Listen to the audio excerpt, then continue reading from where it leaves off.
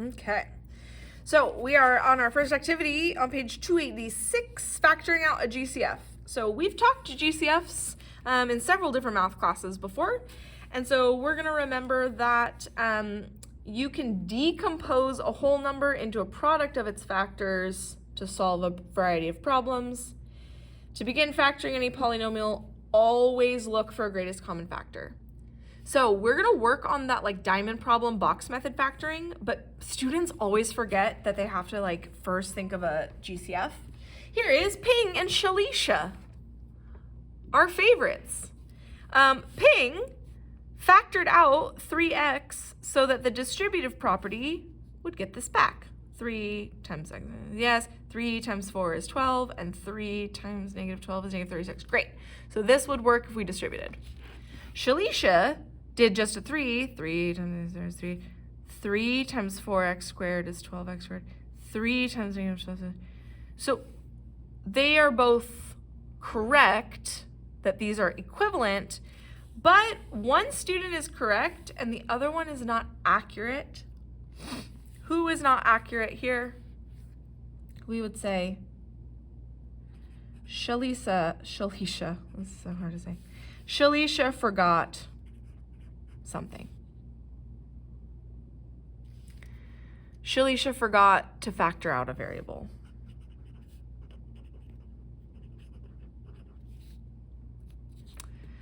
Okay, so when you factor out the GCF, it means greatest. You're going to factor out the greatest whole number and the greatest variable. Underneath here, it actually tells us that when Ping factored out the 3x, he got a quadratic inside, and y'all need to know how to factor this. So I'm going to do one method that I showed you, and the method that the Carnegie Learning Center likes to show in Mathia, which is the reverse box method. Literally, you guys, just because you factor out a GCF, you only found 2 of the factors. You need the other 2 factors still. This quadratic splits into 2. So I'm going to do what we learned in our box method. I am going to put, you always put the x squared term in the top left, so I have x squared, and you put the negative 12 constant term in the bottom right, and you guys need to figure out what multiplied so that you can figure out what the 2 original factors are. So what times what is x squared? Luckily, we only have x times x. That's our only option. After that, I need to figure out 2 numbers that multiply to be negative 12.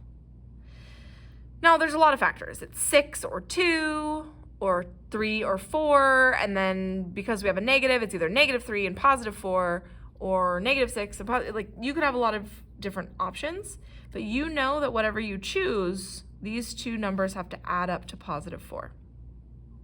So if you're still unsure how to do this, you should be doing Mathia, but if I multiply 6 and negative 2, 6 times negative 2 is negative 12, and then 6x minus 2x will add up to get 4x. So there's some guessing and checking happening here, but x plus 6 and x minus 2 is the correct answer. That this breaks down into its smaller factors. So now it says, use the factors to identify the zeros of the function. So factoring is just the first skill, and we're actually going to relate the factors we just got to the function if we set it equal to 0. So this is a cubic function. It's got a positive leading coefficient, so we know it's going to be a swoop. And we've already worked on this. We already know that these 3 factors with an x in them are going to give me the zeros if I use zero product property. So if I use zero product property, 3 does not equal any 0 ever, so I'm just going to do x. That x could be 0. In this case, x plus 6 could be 0, so my x would be a negative 6. Or x minus 2 could be 0, so my x is going to be a positive 2. And those 3 zeros I can graph 1, 2, 3, 4, 5, 6. 1, 2, 3, 4, 5, 6.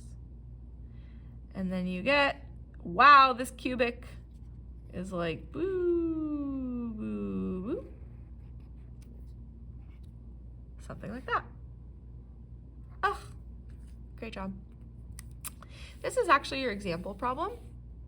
So for the the problems on the next page, 287, you will have to factor out a GCF and then factor out the smaller quadratic.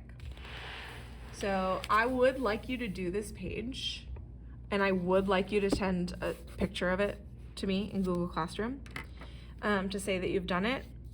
So remember that to factor out a GCF for any of these, you need to factor out the greatest common whole number and the greatest common variable. So this one, the greatest common whole number looks like 3, 3 and 3, and that one also is divisible by 3, but they don't all have an x, so you're just gonna factor out 3. Tell me what's left over. And then up here, for these two problems, you do have a variable in each of them. So for this one, you've got 3 again, but you're gonna factor out 3x, because each of these terms has an x in it. That way you're left with x squared plus 1x minus 2. And it just so happens that this is factorable, and you need to learn or practice how to factor this into its two factors. If you haven't yet mastered this, you should go back to Mathia. Mathia will show you and have you practice this box method, where you put the x squared here and the -2 here, and you figure out that this is x times x. Then you have to figure out two numbers that multiply to -2 that add to +1. So I like to just think of the factors first and then decide which one of these has to be negative for me to get +1x. So if I had 2x and 1, I need to subtract 1, which means I need to subtract here. So now all of the multiplication is checking out.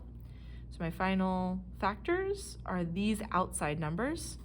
I found x plus 2 is one of them, and the other one is x minus 1.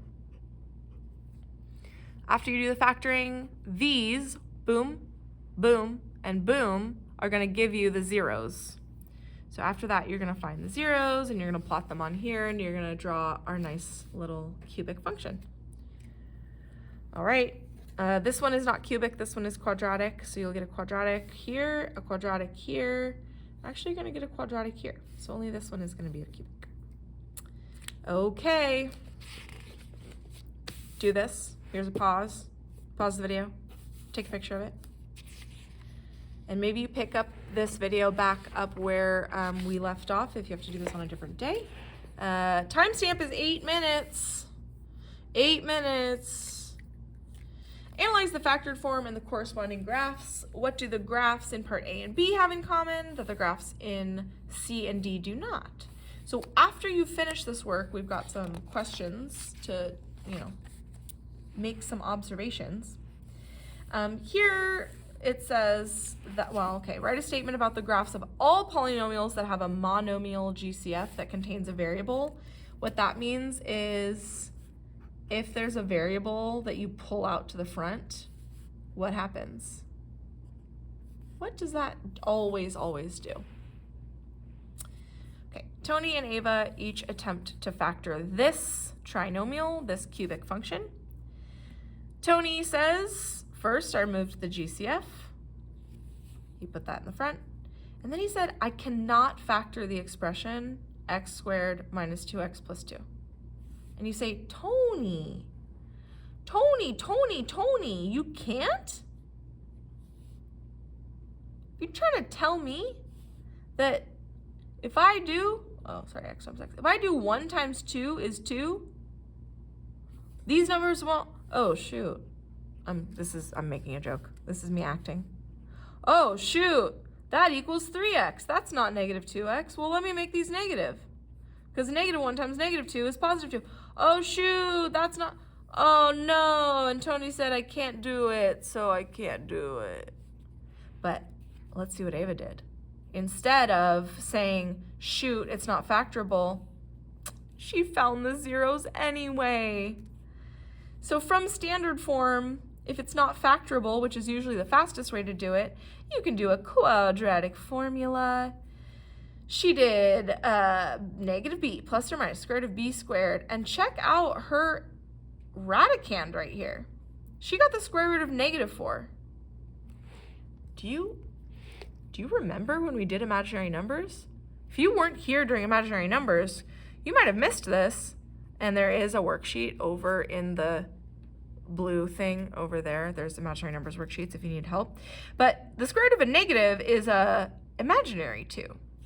So the final answers are 1 plus I or 1 minus I. So we have 2 roots, like we always should, but we have 2 imaginary roots.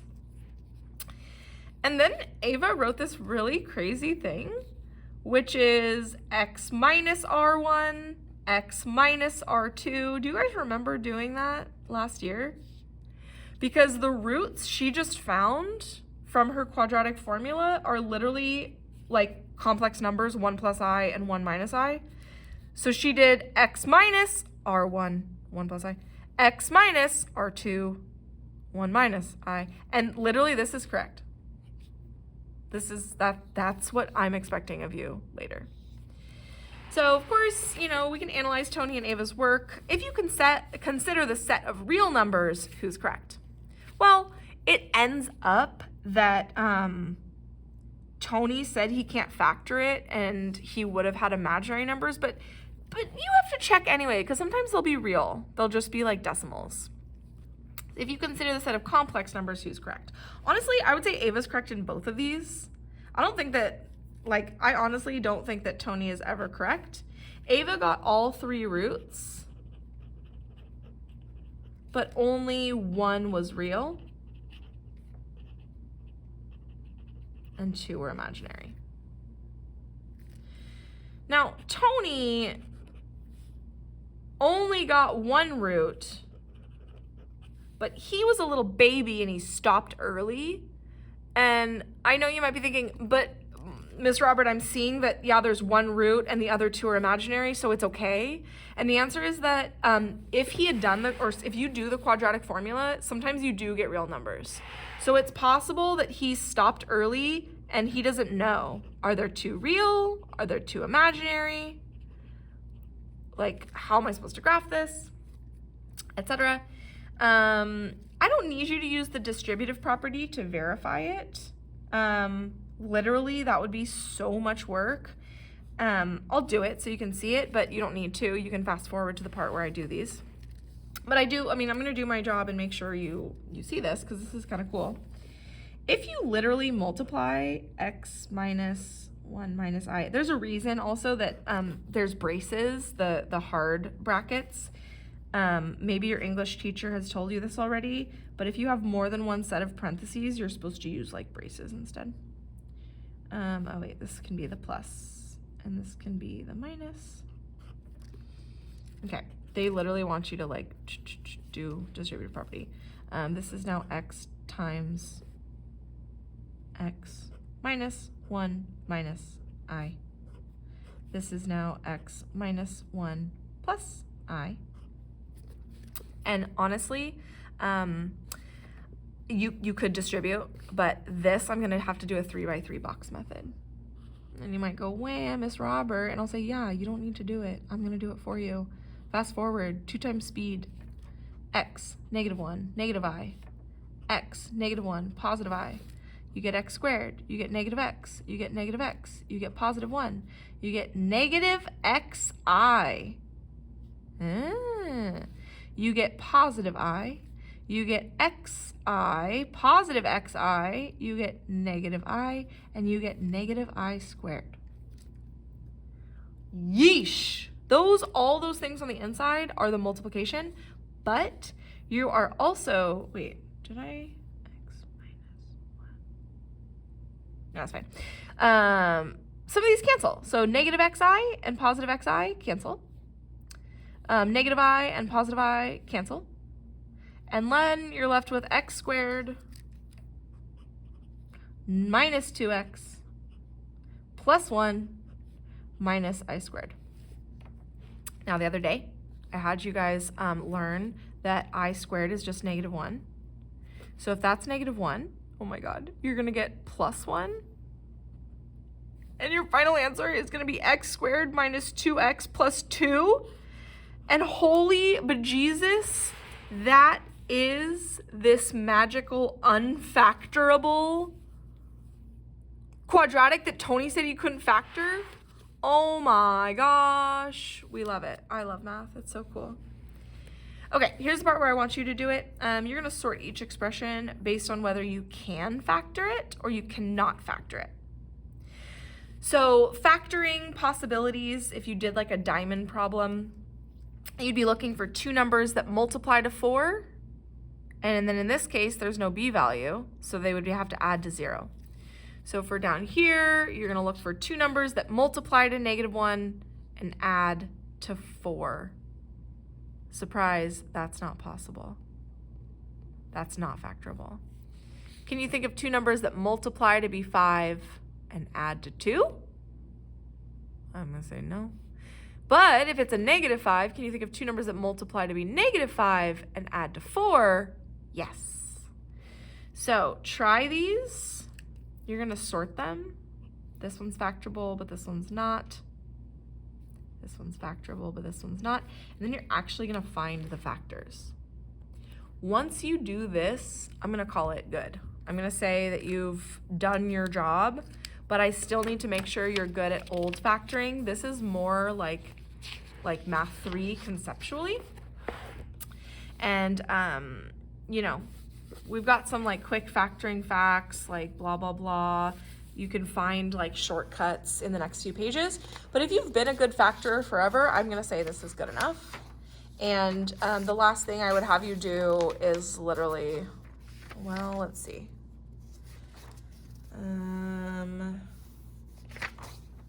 I'm sorry, I'm wasting your time. Okay, that's it, because then I'm gonna have to teach you how to do factoring by grouping, which is something else. All right, be a master factorer, and then on Tuesday I'll give you a little quiz to see if you're a master factorer, and then you'll get points for that. Okay, bye. Mwah.